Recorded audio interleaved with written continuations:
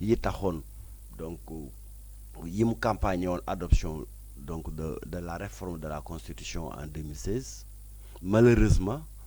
donc dès 2019 bi ñu ko falaatee mu dugal une situation de confusion boo xam ni kenn xamatul fooy teg sa tànk et mu nekk loo xam ni c'est regrettable parce que dafa ñuy indi Sénégal ci ay fitna yoo xam ni ñàkk nañ ci près d'une quarantaine de Sénégalais yoo xam ni tey budul woon donc boobu message brouillage du message du président Macky Sall tey kon yàlla mën naa def tey ñi ngi nekk parmi nous ñooñu ñàkk ci seen bakkan ñi ngi ciy jaale seen i mbokk mais dañu alhamdulilah dañuy sant yàlla bi nga xam ni la raison dellusiwaat na ci président Macky Sall ba mu xam ni d'abord il n'avait pas le droit donc mu poser une troisième candidature parce que c'était anticonstitutionnel et c'était illégitime par rapport à sa parole qu'il a donnée sant yàlla mais il faut aller plus loin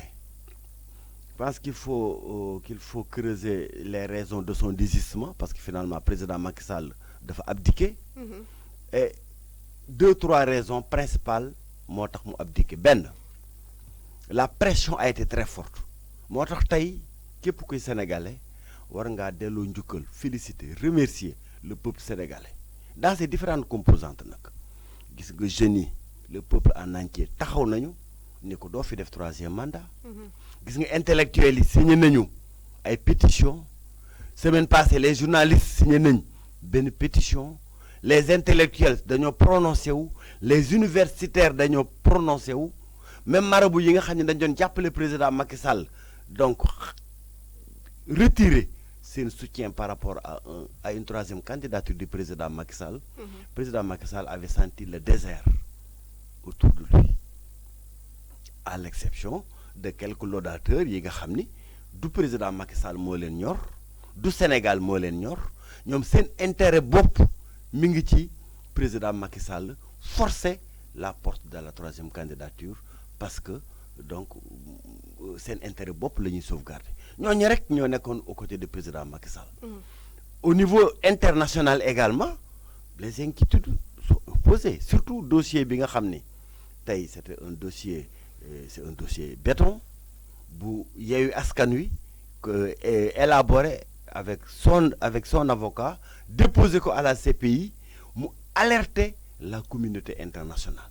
sur les dérives dictatoriales du président Macky Sall mu xam ni déjà amatul benn soutien ni au plan national ni au plan international. Donc, alors deuxième raison bi mu nekk aussi ay calcul politique parce que président Macky Sall journaliste nga peut-être sûrement xam nga ko def na ñetti sondage depuis 2021 ba léegi sur ces 3 sondages il sort largement battu. D'ailleurs un des sondages gis naa la presse am lu mu ci publié la semaine dernière Sonko était élu dès le premier tour donc politiquement il savait que même s'il réussit à forcer une 3e candidature il sera battu à l'élection parce que tous les sondages lui montrent que il ne peut pas être réélu par rapport donc à askanu Sénégal niñ ko wanee ginnaaw maintenant c'est par rapport donc à son bilan qui n'a pas aussi élogieux que ça je pense que mën nañ ci dellusi am na le président Macky Sall def Cheikh Dieng bu nekkoon président de la République le président Macky Sall def dina ci def beaucoup plus mais donc au niveau économique ça pose problème au niveau social Sénégal fépp yi métti tey tu vas dans la banlieue bi nga xam ne ci la jóge ndekki añ reer fàtte nañ ko bu yàgg boo demee tey kaw ga entamé nañ l'hivernage campagne agricole bi président Macky Sall newoon na leen da leen jox 100 milliards pour campagne ren bi na jiwu manqué woon noonu la manqué ba léegi gis nga ay pères de famille yoo xam ni 14 kilos lañ leen jox jiw ñu war koo séddoo ak seenu njaboot na engrais manqué woon la manqué waate tey boo demee ci kaw gi li ñuy bay ay tool mu nekk ak mbooy mu ëpp li ñuy bay parce que les conditions objectives que nit ñi mën a bay correctement nekku fa. boo demee ci sunu mbokk yi yor jur gaa ngi dee ci àll bi ndox amul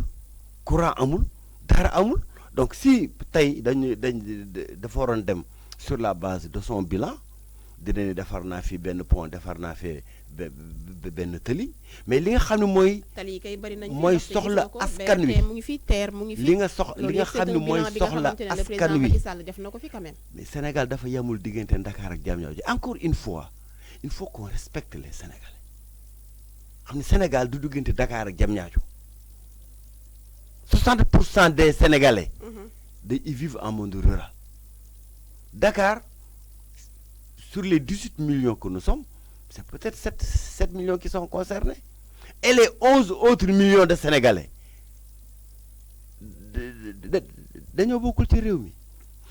voilà les vraies problématiques. Parce que le président Macky Sall,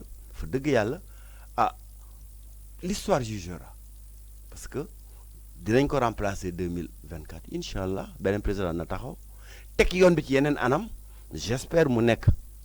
docteur Cheikh Dieng ba ñu gis lan mooy une vraie perspective de développement basée sur le secteur primaire ndaw yi xam ni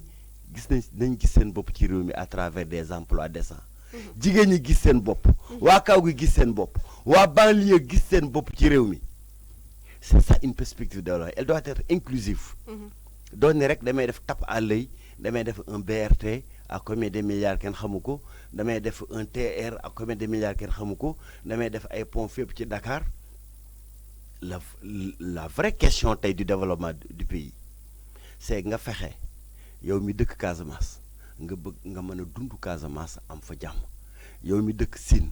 nga mën a bay say suuf Sine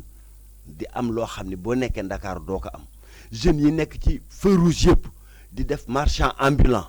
ñu defal leen ay unité de production agricole sylvicole agro pastorale ak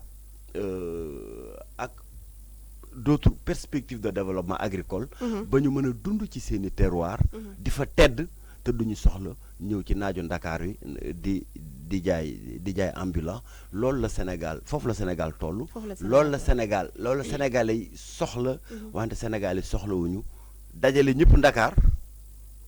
fexe ba Ndakaaru nag mënoo fee am télé yu doy parce que 18 millions de Sénégalais boo leen dajalee Ndakaaru mënoo leen defal télé yu doy mënoo leen defal pont yu doy mënoo leen jox ay bus yu doy mënoo leen jox ay train yu doy parce que c'est la perspective de développement qui a été mal pensée par le président Macky Sall. ba tey docteur gis nañ ko certes vous avez donné les raisons yi nga xamante ne moom moo tax le chef de l'État Macky Sall daal di désister ci troisième candidature am mais bu ñu ko déggee démb ci discours bi nga xamante ne moom la adressé à la nation naam mënoon na koo def wax nga sànq sa biir wax pression bi nga xamante ne c'est la pression sociale ba ci CPI ak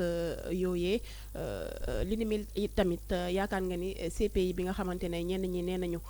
c'est une plainte bi nga xamante ne déposé nañ ko foofu loolu moo tax ba mu daal di désister loolee am na poigne ci lu tax mu daal di désister ci li nga xamante ne mooy ñetteeli candidature am. Oui, tout à fait. En fait, c'est la pression internationale en général. Et ça, il faut rendre un hommage mérité aux jeunes de la diaspora sénégalaise yi nekk en Europe. Ce sont des Sénégalais comme yow ak man ñi nekk France ñi nekk Italie ñi nekk Allemagne ñi nekk feneen. ñu dajaloo def une conscientisation de la communauté internationale xam nga soxna Fatimata tey dans le monde dañoo nekk li ñuy wax dans un vaste village planétaire boo nekkee ci am réew quelque part en Afrique di noot sa askan te nooteel boobu relais wuñ ko au plan international xañ na mën ngaa def lu bari. Mais avec le développement des réseaux sociaux, mais nous venons de sortir une situation où nous avons une quarantaine de morts. Nous avons plus de 700 personnes prisonniers politiques dans les prisons. Nous avons des centaines de blessés. Ay bal lañ leen dóor loolu budul noteel xawma lan mooy noté leneen tey ñi ngi jël un des leaders de l'opposition barricade ko de këram sans aucune décision de justice sans aucune décision administrative ñun bërki dem Yewwi Askan Wi bi ñuy bëgg a def conférence de presse siège PRP gendarme dañu fa fekk dóor ñu grenade lacrymogène ay kilifa lañu ay citoyen lañu am nañu droit dem suñu siège privé réunion gis nga bi ñu doon def F24 le dialogue du peuple dañoo fekk siège Malick Gakou dóor ñu fa ay grenade am ñu fa arrêté yóbbu leen kaso ba guddi gi ñu doog leen a libéré loolu mooy nooteel mooy nga bàyyile sa peuple du ñu wax nooteel mooy nga jël les forces de défense et de sécurité di leen dóor ci kaw askan wi mais surtout nooteel mooy et c'est ça qui est actuellement l'enjeu bi nga xam ne ci le président Macky Sall war a taxaw libérer tous les prisonniers politiques 700 prisonniers politiques dans nos geôles c'est beaucoup te yàlla xam na ni ba des ñoo xam ni dañ leen ramasser mbedd mi rek jiñ leen ay charges yu garaaw atteinte à la sûreté de l'État déstabilisation des institutions du kenn xamul injustice boobu dafa ëpp ci Sénégal